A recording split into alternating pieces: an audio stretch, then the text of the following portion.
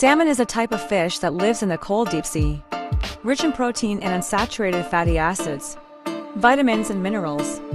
Because of its tender meat, smooth taste, often used to make sashimi, a lot of people say that salmon has parasites in it. Not easy to eat raw.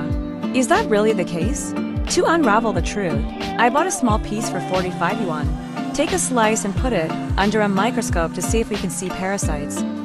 What you see now is the true beauty of salmon.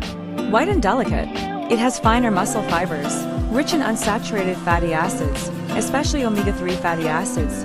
Good for heart health. Forget about parasites. Not even the slightest impurity was found. Usually the salmon we talk about are Atlantic salmon and Pacific salmon. They live in high-dimensional cold water. There are some fake salmon on the market, such as rainbow trout. This is artificially raised freshwater. Prone to parasites, many people also believe that deep-sea cold water salmon also has a lot of parasites. When buying salmon, you can tell by looking at the color of the fish skin.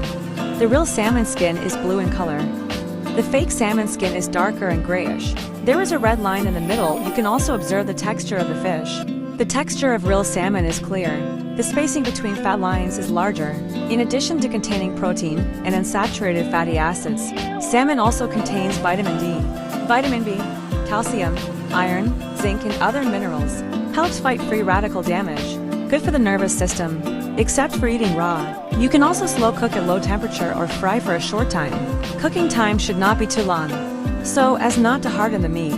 But salmon can also be parasitized by a nematode. Sufficient low temperature and freezing time can effectively kill nematodes. Therefore, when eating raw salmon, it is necessary to ensure that the product has undergone strict inspection and processing to be safe.